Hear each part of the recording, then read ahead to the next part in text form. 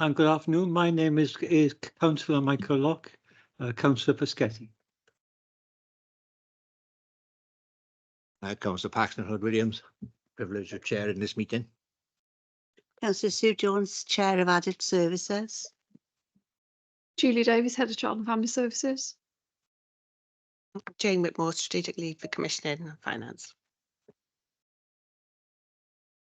That's everybody hopefully knows who everybody else is now. So if I can move on, obviously I've asked Liz to start recording, but we'll move on to agenda. Item 1 is apologies. Chair, we've received apologies from Councillor Mike Day, Erica Kirshner, Mark Tribe and Cheryl Philpott. Thank you, Liz. Anybody got any disclosures of interest they want to make at this point in time? In that case, item 3 is prohibition. Sorry, Chris. Yeah, just to declare, my daughter works for social services, and I will be putting in the form. Okay, Chris, thanks. Item 3 is a prohibition over votes and declaration of party whips as normal. Item 4 is public question times. I don't think we have any, Liz, do we? No. So item 5 are the draft budget proposals. Just for officers to know, we did have a pre-meeting this morning. We've been through it. We've got a few questions that we will have for you, but obviously you will want to present something at this stage, I guess. First of all, Louise first. Yeah, Jane very kindly has prepared a presentation which hopefully will make it a bit easier to go through. I'm going to kick off with just sort of talking about the context and the principles that we've taken in mind while putting together these budget proposals, and then Jane, Dave and the heads of service will pick up the more specific details then as we go through. So Jane's going to be my glamorous assistant moving the slides. So as I was saying to the chair before people came in, as you're aware, so hopefully social services has received an uplift in funding, but I don't think it's going to be a surprise to anybody that it's not going to be enough to balance the budget with the pressures that we have in terms of inflation, the pay awards, and as we've discussed at length in both adult and child and family services panels, the increased demands that we're experiencing. In addition to that, the offers that we've had for grants, we'll a slide on this a bit more later, have been received with no uplift to cover these pressures. So that adds to the pressures that we have on the core budget, and some grants have in fact been reduced. So in terms of how that sort of marries up, then the total operating cost for the directorate is around 225 million, which is made up of 168 million of the core funding, 75%, and then the rest comes from grants and income from fees and recharges. So as you can see, there's a lot to kind of balance there and where the money comes from.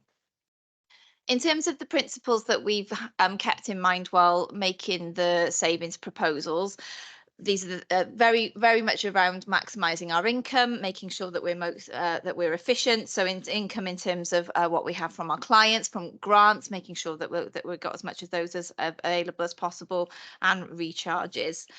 Clearly, we need to minimise our overheads, our management costs, and make sure that it's really being spent on service delivery. Again, implementing the most cost-effective workforce mix. We've talked in the past about how we've been looking to employ alternatively qualified staff to ease the pressure on our registrant workforce and things like that. Implementing our most cost-effective models of care at service level, but obviously for those individual recipients of care as well, making sure that it's the best for them. Clearly, our top priority is delivering a safe statutory offer. That's the number one thing in our minds. We never want to be kind of go below those levels. But in hand with that, though, we do want to minimise the cuts to our prevention and early help strategies, because we realise that could lead to more recourse to expensive statutory provision later on. And then, as I've mentioned, because of the cuts to grants or flat grants, we need to make sure that our grant-funded services are always contained within the envelope that we're given. So speaking of which, with the grant pressures, then the Welsh Government's grant budget has indicated at least cash flat allocations. We haven't had them all in yet, I don't think, have we, Jamie? We're discussing there's still some that we are waiting for, which increases our anxiety, but we're bearing that in mind with our planning. And certain grants have had a reduction. So over the next 2 years, we're required to make around £4 million worth of reductions to grant funding services to avoid overspend, which is clearly very difficult to do. We have over 45 different grant schemes ranging in value, and many service areas are funded from multiple grant schemes. So they're all being pulled in to create those sort of, those packages of support of services that we've produced, so that amplifies the problem. And the funding gap this year is around 2.7 million, and we're having to look at this through restructuring and remodeling of our services. I think we talked a little about that in adult services panel last week, didn't we, around the transformation schemes. Okay, I will pause there and hand over. Jane, are you kicking off the next bit? Thank you. Thank you, Louise. Yeah, sure. So these are just coming into the detail of the savings proposals, so the new savings proposals that are in the budget papers. So the first one is around that continued sort of the ensuring that the back office process is as business as efficient as usual. So actually understanding how we can make the best use of the resources we've got, and then still not actually filling vacancies, IT differences. What does that look like in terms of going forward? So there's a saving of 300,000, that's across the directorate, to be defined in which area, because that will naturally occur as and when that comes up. One of the other savings across the directorate is a review of the senior management structure, so that goes across making sure that we are delivering obviously the safe statutory minimum service, with the focus being on frontline provision rather than a heavy management structure. We don't have a massively heavy management structure, but that's where we need to go in terms of the savings. In terms of then the last one is that there is around then that funding the non-statutory services to the minimum that they require to draw down the grant. So for example, our training grant says that the totality of our training budget across social care, 70% of it can be covered by grant, 30% of it being covered by core. So making sure that is 30% and it's not creeping up, because things do, over time it does creep up. So it gets to 50%, and actually understanding what that looks like. And where can we make use of capital grants, for example, when we have capital schemes that come on board, then we can actually recharge the cost of the running of the scheme or the project management of that into the capital programme. Early years is another one. There's lots of early years development that goes on. So actually making use of that money in a much more efficient and effective way. So there's some of the directorate saving proposals. We'll keep going with the ones across the directorate. So this one you will remember that we had last year, and that was around a vacancy provision. So what we're looking to do is we reintroduced a vacancy provision last year, and we achieved that because there is a huge churn of vacancies, as you will have heard through the relevant scrutiny and programme committees. But actually we think we could probably go another million more, but that is probably the limit we can go, no more. Otherwise it becomes really difficult in terms of making sure that we do churn and make sure we recruit back to vacancies in a timely manner. 3 months is the ideal. That's what it's based on. Is somebody resigns, it takes 3 months to get it through. In reality, I think that's been taking longer than this year, and we think we can go a little bit more, but no more. The other saving proposal across the directorate is to apply then an uplift to the areas of externally commissioned services. So we're making sure that we're covering real living wage and inflationary as best we possibly can, to a level that enables us to, with the funding and the budget we've got available. So this is the maximum. It's the affordable uplift is. That enables us to meet the saving target, which we know that's probably less than providers would have hoped for. However, it is sufficient then in terms of to cover the basics. And then there's the other one that is across the directorate, so is in adults and child and family services, is that reduce that discretionary spend where it's appropriate. So again, it's around efficiencies, around supplies and services, taxes. Is there different ways of doing things? Is there different ways of the Section 17 funding, how we spend that? So understanding what that looks like across the directorate and bringing a saving in that way. So again, across our sort of business efficiency sort of principles. Okay, I'm going to pass to Julie, if that's okay, for the two for child and family. Thanks. Thanks. So what we're looking at in Child and Family Services is as part of our drive to support families to stay together, but also people to live their best lives, is creating some consistency around how we support 16 and 17-year-olds who may face becoming homeless, and exploring as many creative solutions as we can with them on a preventative basis, rather than just jumping to accommodate them in supported accommodation. And we estimate that that will save us in the region of about £50,000 in the coming year. And then sort of linked to that, but it's in the same area in terms of working with adolescents. It's being clear that we have consistency in our approach around how we support care experienced young people, particularly around accommodation costs, and the discretionary spend that may be associated with that. And some of that is linked to the framework that we're introducing for supported accommodation. That will help us have consistency in terms of weekly costs, for example, what the support looks like and what it needs to look like in relation to individual young people. So we think with that we could achieve a saving of around about £50,000 in the coming year as well. I'll pass it over to adult services now, or is Helen picking that up? Helen, do you want to come in on that adult on the next slide?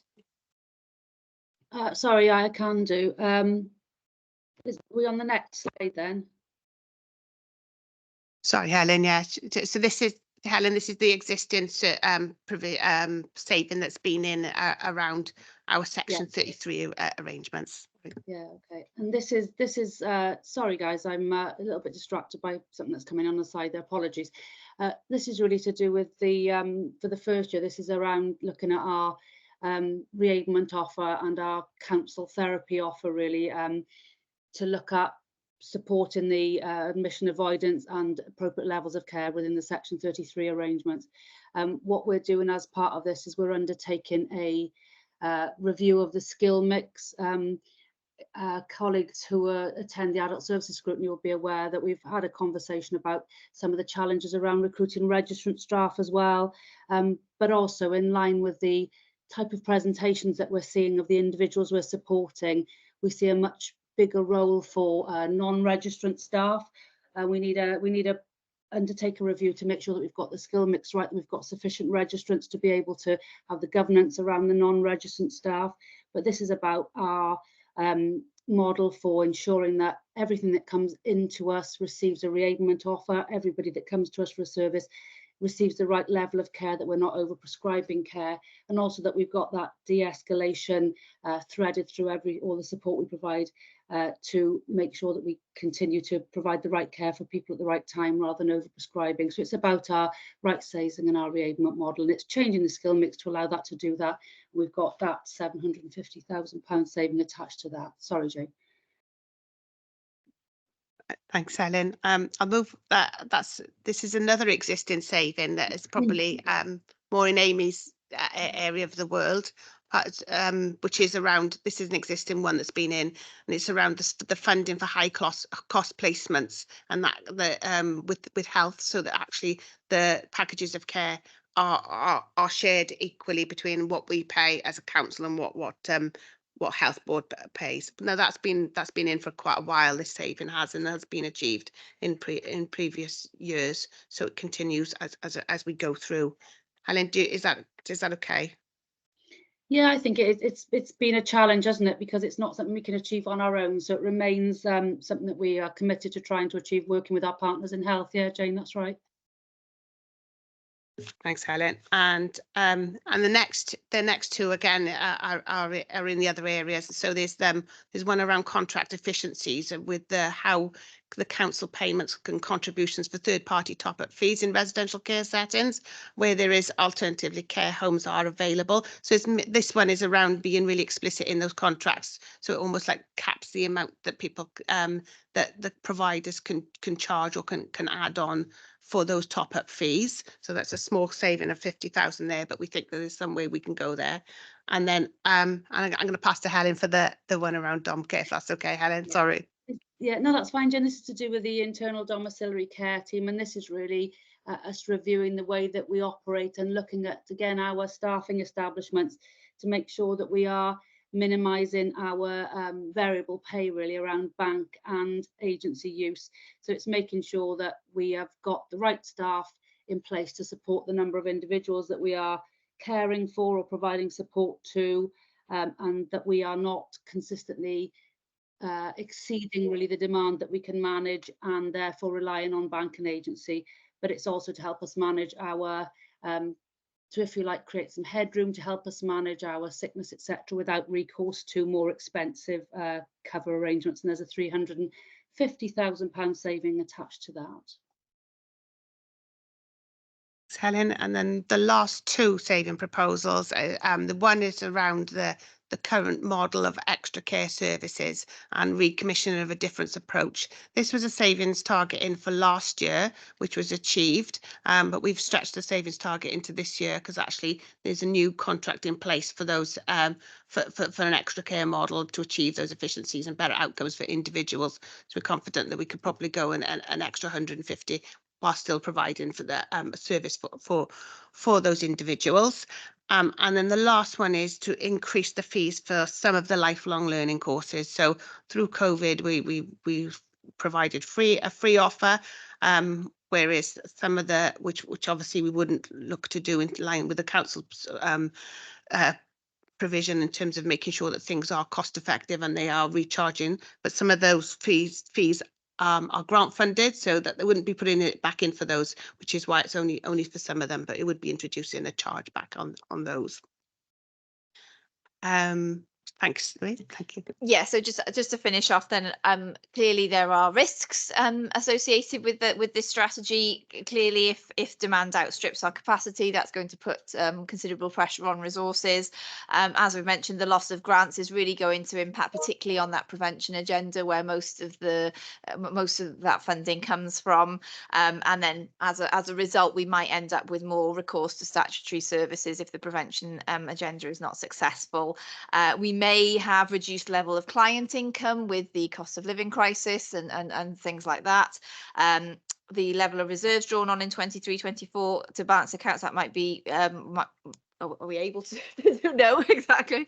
Ongoing recruitment and retention, we've talked we talked about that a lot. It was very much struggling to recruit social workers, particularly, for example. And then, as we said, the rising cost of living impacting on services and people, making that demand in the community much higher. So to summarise, all our work around savings in the medium-term financial plan is included in our transformation and business improvement plans. So we talked about transformation in our last adult scrutiny, for example. It's really important to us that we embed co-production throughout our work where possible. So we're really taking individuals, families with us when we make these decisions, and to ensure that we design and deliver services meeting this increasing demand in a way that really achieves the best outcomes for people, and that we're doing what matters to them. So I think I don't know if Dave wants to come in at all, or colleagues. I've got Alison and Hayley are also here on the room or online if they want to come in. But...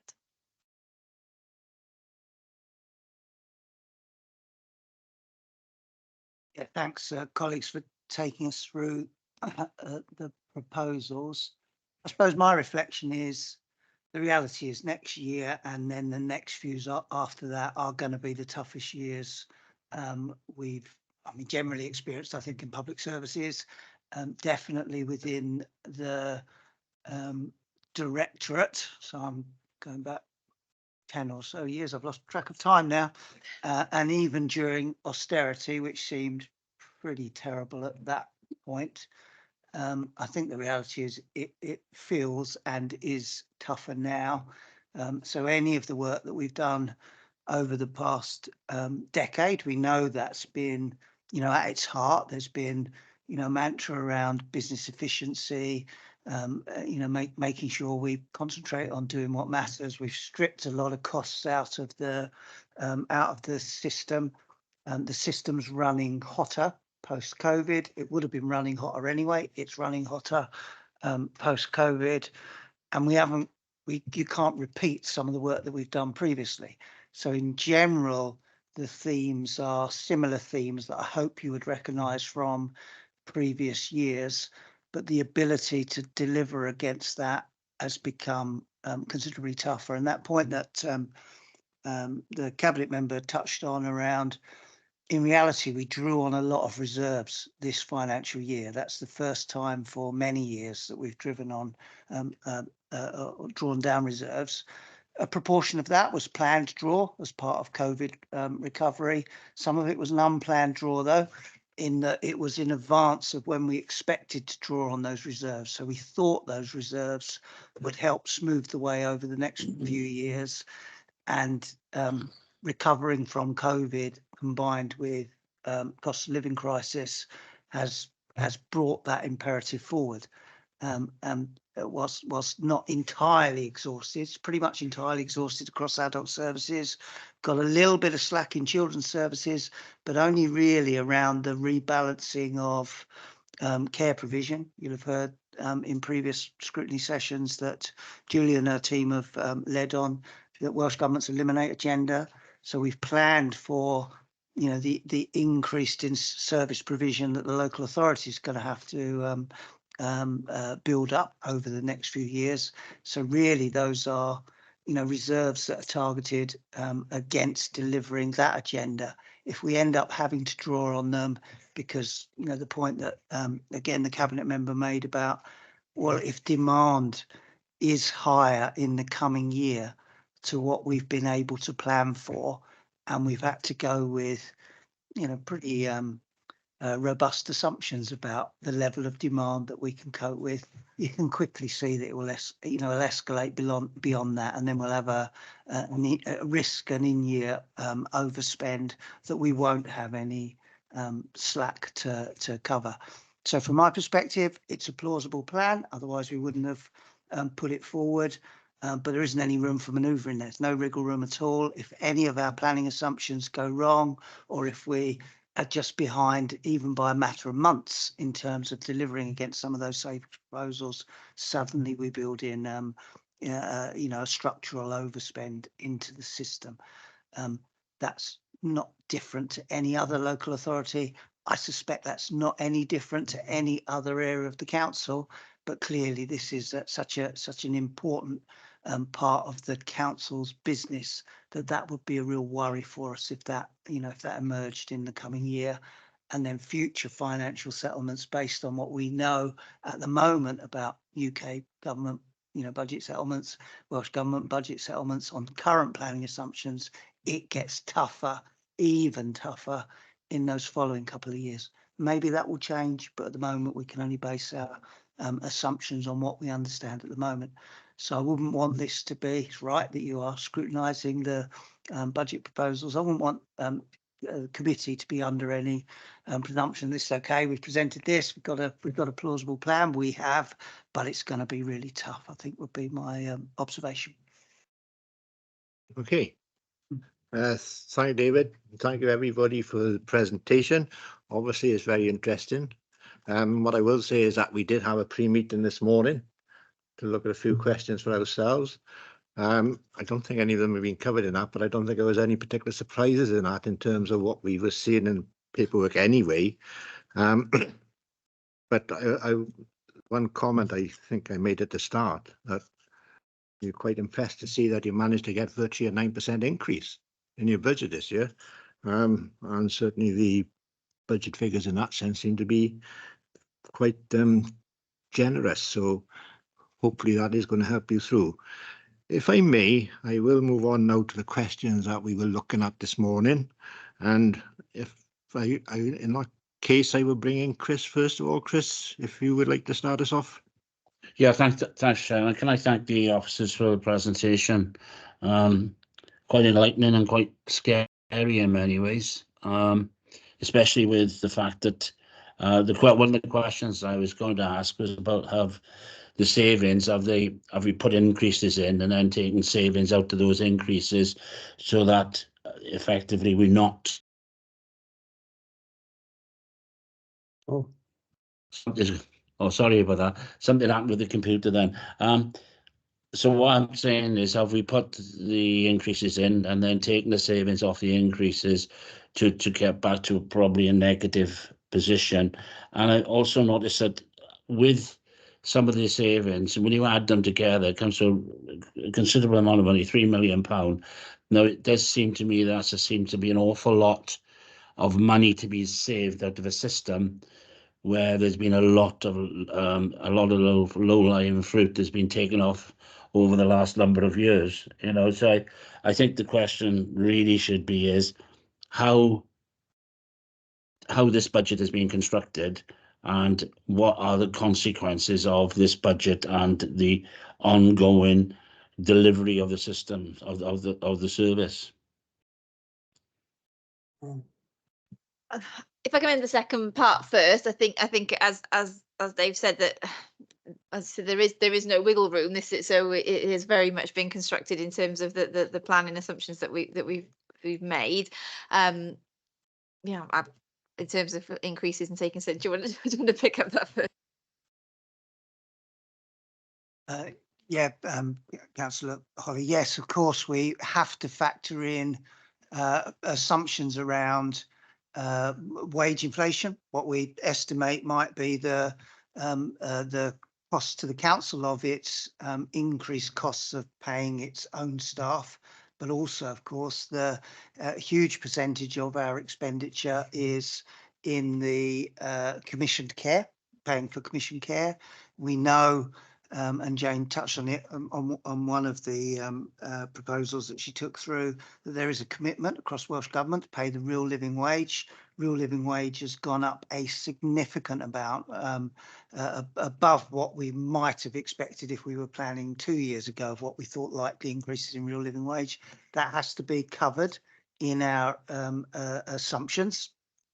You know, then we have a consideration of what trends have we got in terms of levels of demand. So if I picked out a few that you will have touched upon in performance scrutiny sessions, if you're talking around adult services, we know that over time we've got an increasingly frailer population. We know that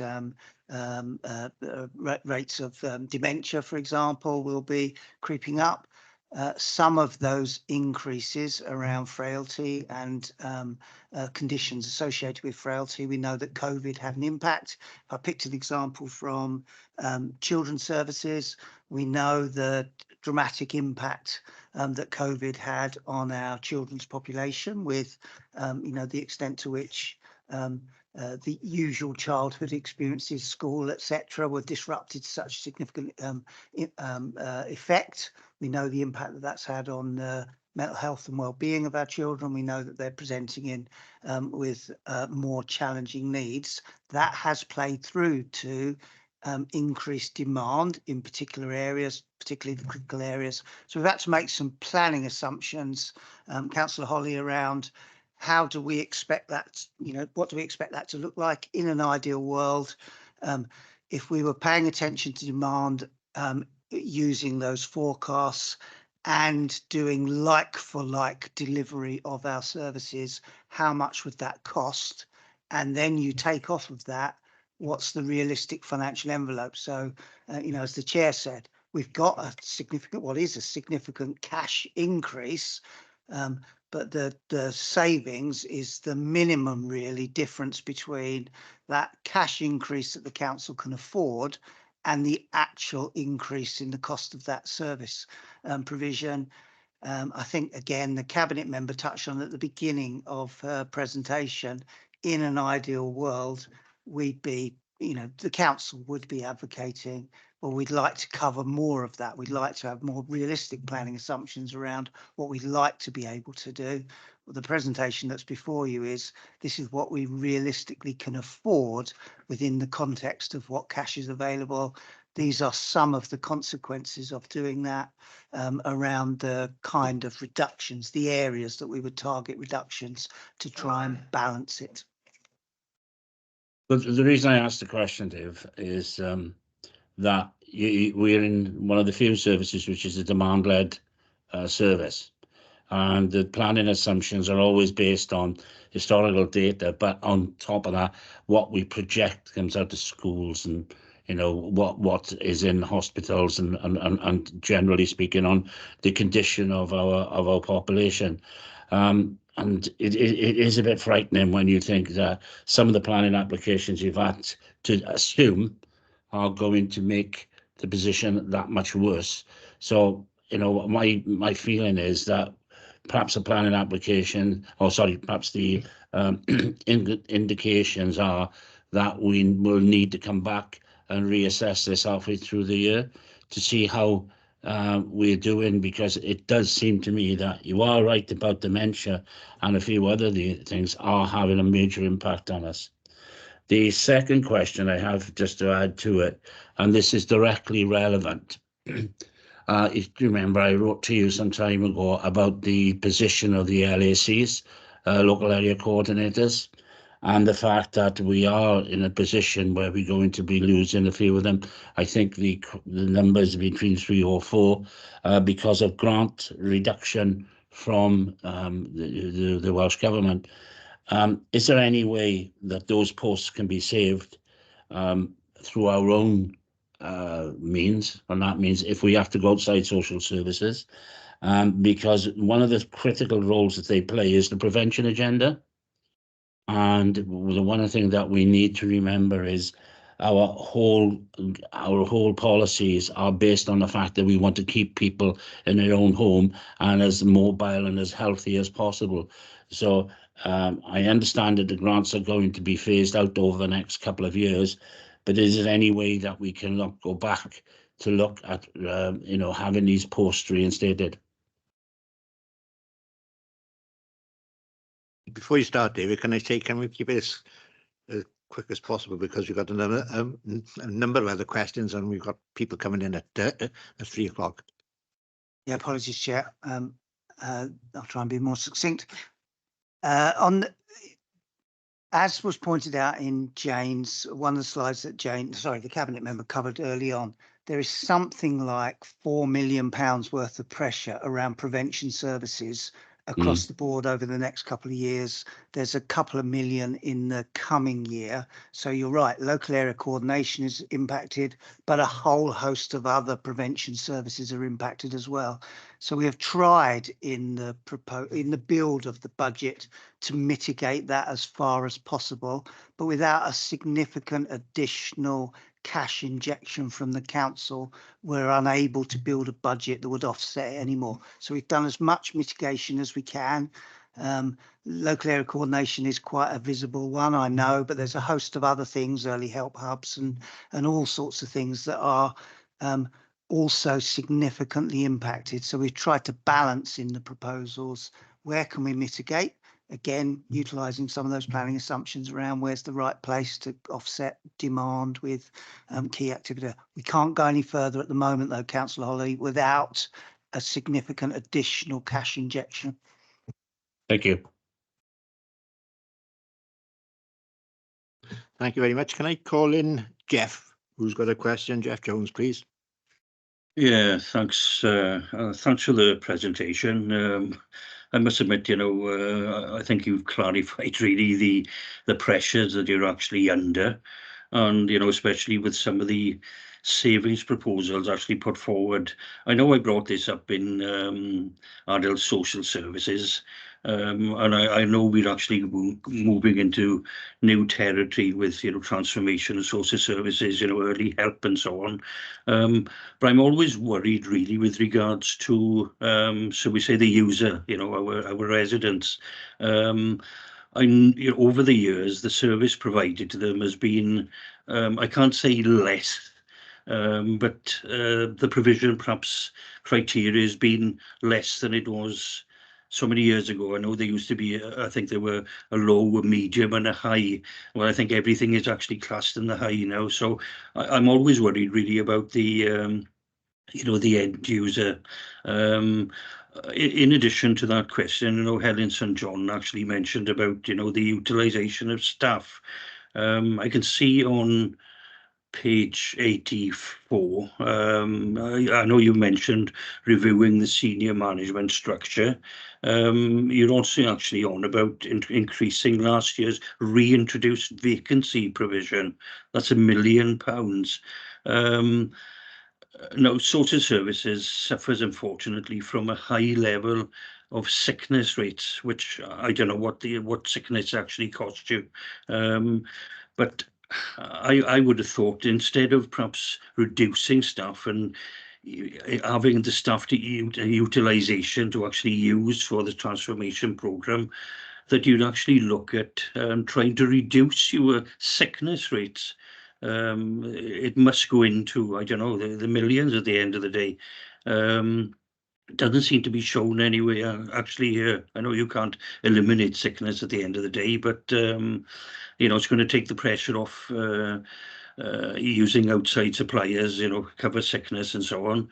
Have you looked at that at all with regards to a saving? So reducing sickness absence absolutely remains a priority for us. The cash saving associated with reduced levels of sickness absence, of course, depends on whether we cover the sickness absence while somebody's off. And so in some areas, we do. But so if I pick the most obvious example, domiciliary care, we would absolutely have to cover that. If somebody's off sick, we would. You know, somebody else would have to come in, and Helen touched upon, well, part of what we're doing is trying to make sure we've got as resilient numbers of permanent staff to reduce the likelihood of having to call in more expensive cover. Sickness absence was not specifically mentioned in there. It's in the thinking around that, Councillor Jones. I'd worry a bit about being too speculative around put in an arbitrary figure and say we will recover that because we will definitely be able to reduce sickness absence in that area. We'll definitely try to do it. But again, if I pick the example of domiciliary care, we can't have staff coming into work providing personal care if they are ill, because that is going to have a direct knock-on effect for the cared for. So that's why some of those areas necessarily have higher rates of sickness absence than we would plan for, because we cannot afford for those staff to come into work. Well, we have back office functions where somebody can work from home or something like that. Well, of course, we do that. But those sorts of functions, we don't pay extra staff to come in and cover anyway. People just have to row harder if somebody's off. So it is factored in there, but I wouldn't put a figure against it, because I think it'd be a dangerous planning assumption for the council to build its budget on, if I'm being honest. Can I clarify as well, with the vacancy provision, it's not about a loss of posts, it's a recognition that we do have a churn in our staff, and sometimes we struggle to recruit, or sometimes recruitment takes much longer than we would like, and it's about, you know, while that's the case, that's saving us money, like it or not. So you know, increasing that is a recognition of things as it is, rather than suggesting that we're going to have more vacancies in the future. Is that accurate, Jane? Tony, you had a question? Yes, thanks, Chair. I think it's one question and a comment, really. I mean, one of the questions is, given the uncertainty of the political context in which we're operating, with a possible general election around the corner in the current financial year, do we have in mind any what you might call warning signs that if they start flashing, we need to look at more carefully and build into the management programme, whether it's, you know, losing staff because of conditions of service or problems with the activity that's gone well beyond our remit. I mean, I think that would be useful if those are already there, sitting quietly, waiting to be triggered. The other is a comment, really. I think it was a couple of meetings ago that we talked about the social determinants of health, and I was pleased to hear you mention that, working with the health authority. I would be very interested if we can say that we're going to use the approach that Dahlgren and Whitehead recommended a number of years ago now, and that would have a relationship to the shifts of costs and the shifts of outcomes if that model was followed. And now's not the time to go into the detail, but hopefully that can be picked up. Thanks, Jen. I think on the second bit, that's very much our preventative agenda, both in child and family and in adult services, is about that sort of wider wellbeing offer that's in Councillor Anthony and Councillor Gwilliam's portfolios, and so in terms of the prevention, but unfortunately a lot of that is grant funded, and as we've said, under a lot of pressure. In terms of warning signs, I don't know. In child and family, number of looked after children, I suppose, and our on that side, and adults. I guess, yeah, the likewise our waiting lists and that kind of thing, I suppose. I don't know, Dave, if you disagree with Yeah, and I think it plays into that, again, that key budget principle where we said there is a safe minimum level of statutory provision against which we are not clearly not given advice that the council should drop below that. And we do have a range of indicators that are proxy indicators of what is that safe statutory minimum and what are the areas where you'd start to question that. Workforce would be one of them. You're absolutely right. And then there'll be some key indicators of performance, many of which you scrutinise very regularly in your performance. So if you see massive swings, those would be the early warning signs of what's going on here, and does the delivery or not of this set of budget proposals, is it a factor or not? Okay, thank you. Erica, who's given her apologies, has also sent a question by email. I'm going to ask Liz if she'll read it out, please. I would be very interested to know if social services could be supported more with other departments, for example, housing, parks, third sector. can be supported by those departments.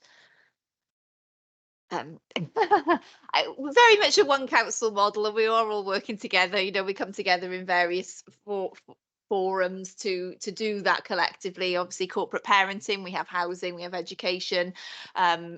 Poverty forum is again across council. So I think every directorate's under pressure, and we're working together as best that we can. Can I come in, Chair, just to say, to answer to Erica's question as well, that the local authority has a compact agreement with the third sector that I joint chair with Amanda Carr, who's the director of SCVS, and they represent the third sector, and Jane sits on it with me, and we have representation from the council as well. So it very much is a partnership approach, because we fully recognise the third sector can do a lot more, a lot quicker, and for a lot less money than many of the services we can deliver. So we do work really closely together. We're coming to the end now, in that sense, and I want you officers to leave while we discuss it, obviously, anyway. Just one small point from me, really. I thought I'd seen in the revenue budget monitoring report for Q2 this year that you're very close to breaking even, or slightly looking to go into the black next year at the end of the year. I don't know if that's right or not, but that was the figures that I recollected. But I was also interested to see the fact that you're talking about an increase in budget of 14 million, sorry, savings of 12. You're looking at 26 million there altogether. That's an awful lot in terms of your budget. Are you really struggling to that extent with it currently? So I'll deal with the first bit first. So we will balance this year, but we won't underspend, but we'll balance on a combination of planned draw on reserves, so stuff that we intended to do through this year, including some of the strategic decisions we made linked predominantly to recovery from COVID, and some unplanned draw on reserves. So that's how we're balancing this year, but it won't underspend, because by its very nature, if you don't need to draw on a reserve, you won't. So that's that position. In terms of whether are we really struggling to that extent? Well, yes, we are. Yes. You know, if we social care inflation, you know, if there was such a concept as opposed to, you know, CPI or something like that, it would be running at more like 12%. That it's that sort of a figure when you factor in, you know, wage inflation for social care staff, real living wage, you know, all of the other inflationary pressures linked. That's what's causing the significant gap now. And then for our population, the impact of recovery from COVID, all the impacts that had, the impact of cost of living. Of course, our directorate covers services that are not just around the delivery of social care. For Councillor Gwilym and Councillor Pugh, it's that range of other well-being, early help, tackling poverty type agenda. Well, of course, demand into all of that provision is significantly escalating at the moment as well. That's what creates such a pressure at the moment, Chair. Okay, the other thing that my ears picked up at a little bit then that you said. And can I come? Oh, sorry, Sue, I didn't Yeah, see that. Sorry. Can I just, I'm totally behind the preventative aspect of this budget, but can I again appeal to you regarding the lax? They work across the board for families and children as well as adults within the community, and that preventative measure is essential for the local communities. Yeah, I couldn't agree more. I would stress though, there's a whole host of prevention services that are and it's the combined impact of all of them. So because I'm closer to a range of other things as well that won't be quite as visible, certainly to ward councillors, but are absolutely crucial to our communities, to children, to families, to people with mental health, whatever it is.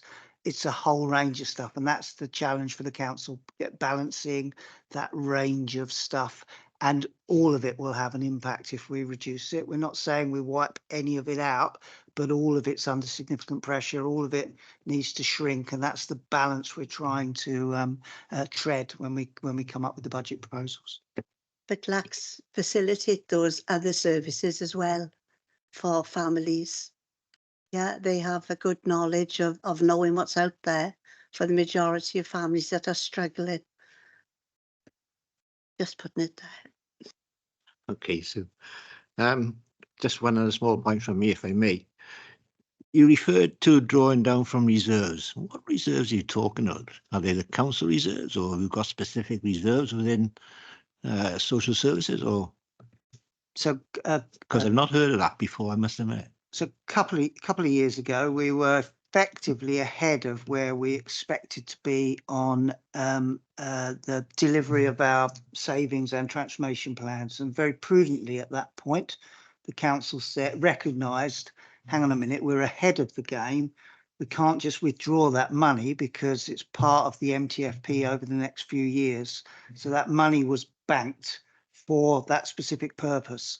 The ongoing transformation of our adults and children's services, what's happened is we've drawn on it quicker than we intended to on the previous construct of the MTFP and the linked transformation plan. So if you went back a couple of years, and I can I'll try and get Ben to help find it, you'll see that it's going back a couple of years now, some specific allocations against ongoing adults and children's transformation. Very sensible. If you'd banked it all and spent it on something else, we'd be in an even worse position now. Unfortunately, we have had to draw on it quicker than we intended, to a level that's quicker than we intended. Interesting to know where those figures appeared in the accounts, but that's another story, I guess. Okay. Are there any other questions now? In that case, I will say to you, thank you very much for the presentation. It's obviously been very interesting. It's going to give us a bit more food for thought of what we already had before this morning. We're going to take 10 minutes or so now to put our response together, and Chris, we'll send to Chris and he'll bring it to Cabinet eventually. So thank you very much, and really appreciate your efforts in trying to explain the arcane. Sorry, Paxton. Budget.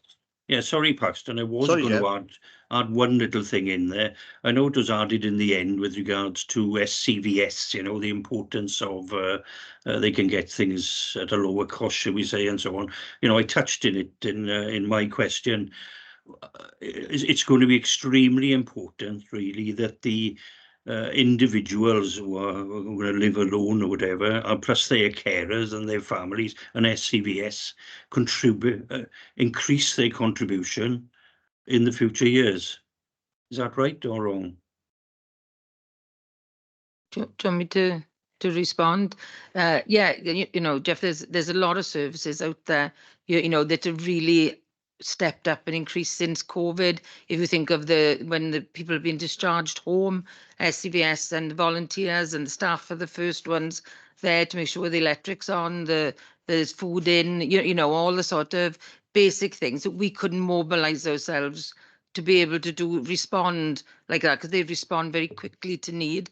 And yeah, things are getting tougher, and unfortunately the purse strings on the third sector are every bit as tight as ours, you know, especially with the wage increases and things like that. They are struggling out there, and we are trying to buffer them as well and trying to take a bit of the hit here to, you know, to prevent, but they are falling over on a regular basis out there now. It's a bit of a sad time, I've got to be honest, but we are trying. Okay, thanks.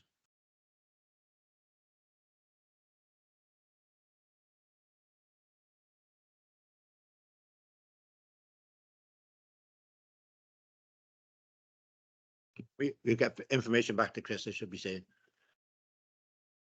Can you stay for a moment, Tony? Please.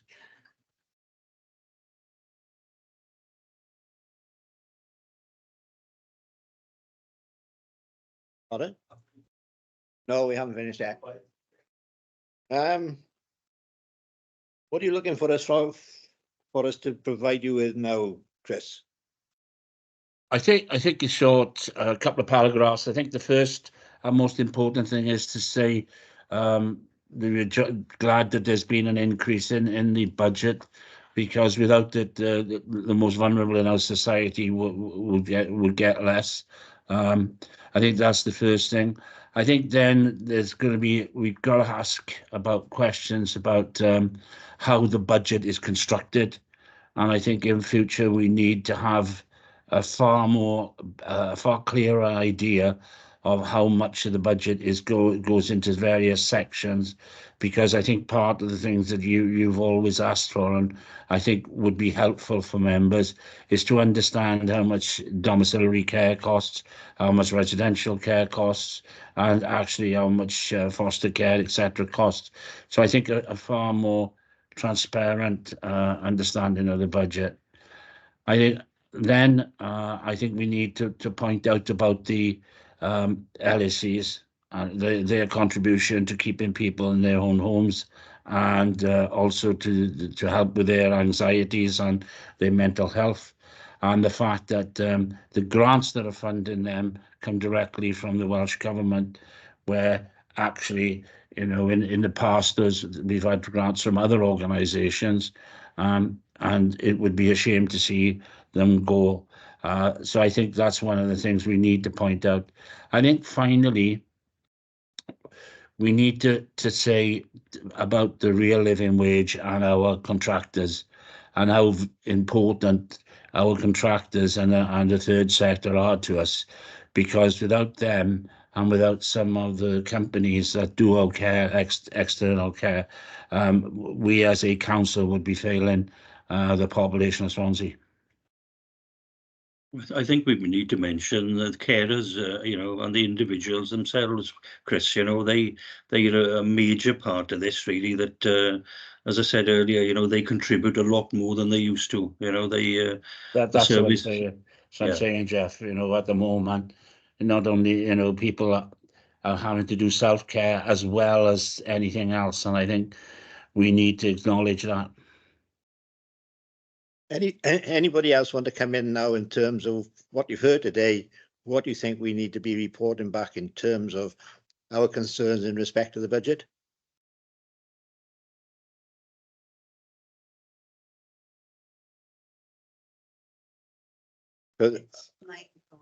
Yes, as you say. I would like to ask, using all these cuts, what percentage are cut? Because the budget's going up by 8.5, 8.4. Near 9%, to be honest. So I'm not very clear about how, if you add up all the cuts, that's it as a percentage. I think that's why I asked the question about the savings on top of that, which gives 26,000, which is about 70% of the current budget, which seems an awful lot of the current budget that they're looking. Say. you to see, this save, is, but they're still going to be in trouble. you see, the thing I is, don't this quite is why, understand it. this is why we need a clear understanding of how the construction of the budget is done. Because one of the questions you just asked, Michael, about how are the savings going to be achieved, and in what area, this is the problem. If you look at the detailed charts and the savings, it is quite ambiguous about where they are, because what they're doing is they restructure, but they is how we put the expenses in, and then take the cuts out of the expenditure. Do you know? Can you understand where I'm coming from? It's quite the auditors find it difficult to find it, so the rest of us are going to find it difficult anyway. But I think generally speaking, the way in which the budgets are constructed in social services are such that they've got to have a core budget, and then they put an assumption, say, of 12-15% on top of that, and then they cut it back to what the percentage is of the increase. So it's 9%. So they put on, say, 15% and then take off 6% and are left with 9% increase. It's a very fluid subject anyway. It's been what been saying for a long time now. We need to see gross budgets rather than net budgets. Yeah, and you asked about the reserves, and I think that might be making a comment about the reserves are underspends in other departments, in the departments within social services. Say, for instance, domiciliary care have a savings of 50,000 1 year. That could be put to one side. Then let's say, for instance, there's other the social services care or social worker in the hospitals. We used to have 2 or 3. Maybe we're down to 1 now. I can't remember, but that could be a saving. That could be put to one side. So you would have to actually then break down what social services is spending and the actual spend as opposed to the projected spend. Okay. You can't see anybody else at the moment, so what we'll do now at this stage, I'll sit down with Liz, or Liz will sit down anyway and put something together for us. We'll circulate it to you. You'd have a look at. Let us have your comments on it as soon as you can, and then we can finalise it and get it to Chris for the meeting tomorrow, the scrutiny meeting, service improvement of finance, which I'm afraid I'm going to have to give my apologies for. That's no problem. I'm celebrating the Chinese New Year somewhere in Swansea, so I'll miss that and a meeting tomorrow afternoon. So that's my apologies. You are the deputy Lord Mayor, and you're entitled to that. So go and represent us in that. So that's where I'll be. Not that I don't want to be in that meeting, just for you to know. Anyway, thank you very much, everybody, for your contributions. Interesting times, certainly. And we'll see what response. We'll put a response together. You have a look at it. Let us have it back, and then we get it off to Chris. Thank you.